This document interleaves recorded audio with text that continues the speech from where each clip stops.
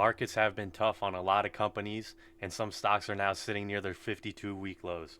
But low prices can mean opportunity, especially when fundamentals suggest the market might be overly pessimistic. Today we're going to look at some stocks that I think are undervalued and that are good buys today.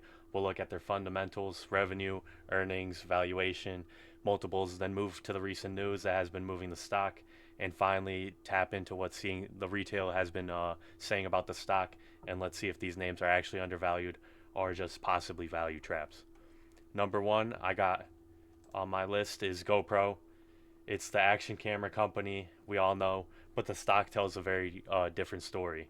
It's currently trading at 234, down 80% from its highs years ago, and very close to its 52-week low.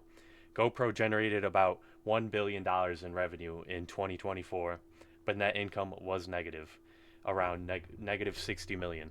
Its price to sales ratio is about zero point 0.3, meaning Wall Street values GoPro at less than one third of its annual revenue.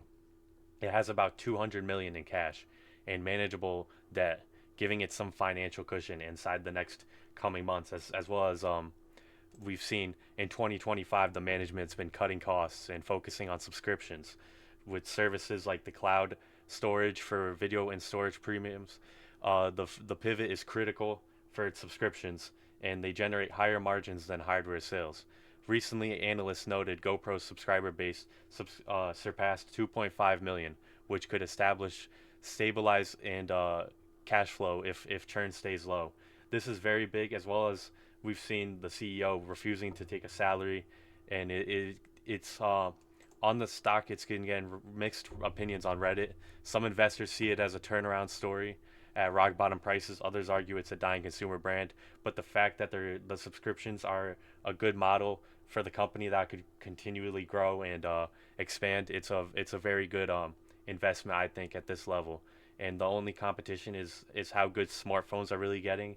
But it depends on the new product line, and I think you're gonna have to keep an eye on it. The next stock I'm going to go over is Clover Health, a ticker CLOV. It's a healthcare technology company focusing on Medicare Advantage plans. The stock trades around $3.20, down massively from its SPAC debut and also near its yearly lows.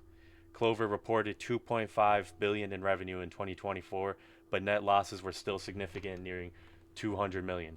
The market cap today sits at 1.5 billion, which is tiny compared to the revenue it's having, and its price to sale ratio of roughly zero point 0.6. Cash levels are decent at around 400 million, but the company has been burning cash recently as it's trying to expand and grow into a different sector with the new AI that they've been uncovering and trying to implement that into their health business, which is going to continue to grow over the next coming years. In the most recent quarter, earnings were actually in line with Wall Street expectations, a sign that the worst might be over.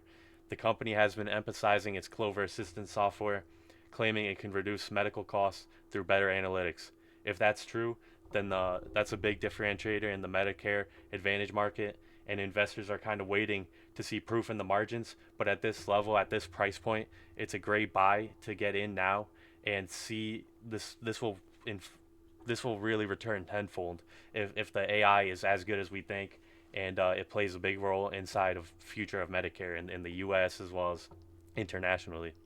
Clove is popular on Reddit. It even has its own subreddit with daily posts. The retail bulls argue the company is deeply undervalued given its revenue, scale, and future tech potential, whereas the bears saying it's SPAC. But it's attracting a lot of retail, and we're seeing that it's going to continue to grow if the government allows for in front of Congress, as we saw the CEO Andrew Toy testified before Congress, and I think it's gonna definitely need this regulatory oversight. And once we get this through, it's gonna really show off the investment tenfold. The next ticker I'm gonna go over is Kohl's, KASS. It's one of America's largest department store chains. Its stock is trading around 17 near the 52-week low. In 2024, Kohl's bought in 16 billion in revenue with earnings per share under pressure from weak sales. The company trades at a forward PE ratio of 8, well below the retail sector average. Price to sales is under zero point 0.3, meaning investors are pricing Kohl's far below its annual cash revenue. Dividend yield is over 7%, but sustainability is questionable given the falling earnings. The balance sheet is showing that Kohl's does not have any debt, but it also owns valuable real estate, which many argue supports a higher valuation than the current stock price. As the retail management that they have, this all this ground that they have is worth way more than what the current market cap is showing. And Kohl's has been in the news for slumping same store sales and lowered guidance, which pushed the stock towards its lows. But this is why value investors are starting to pay attention. And if consumer spending improves, or if Kohl's can monetize its real estate, the downside may already be priced in, and we might be at the bottom here. And on Reddit, especially r/dividends, and there's a new stock Reddit I found, KSS Bulls. There's people discussing how it has low valuation multiples, high dividend, and the hidden asset value in its real estate. And that's kind of where I'm at with that. The main headwinds, I think, is declining foot traffic and the competition, obviously, from big competitors like Amazon. And with the squeezed margins for these types of products at this point, if earnings continue to slide, even the dividend might be cut, which could ruin the whole investment purpose for this company.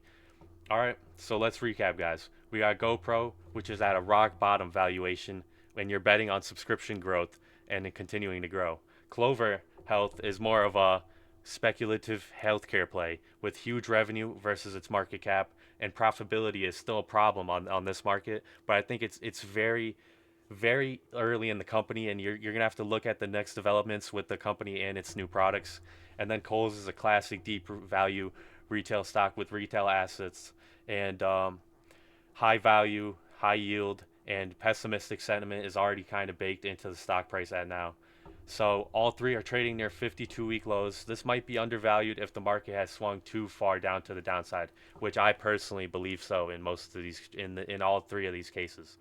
As always, do your own due diligence before investments, but tell me in the comments which of these three stocks do you think will have the comeback, and are you going to look deeper into any of these companies? And if you want me to check out any stocks, leave it in the comments below.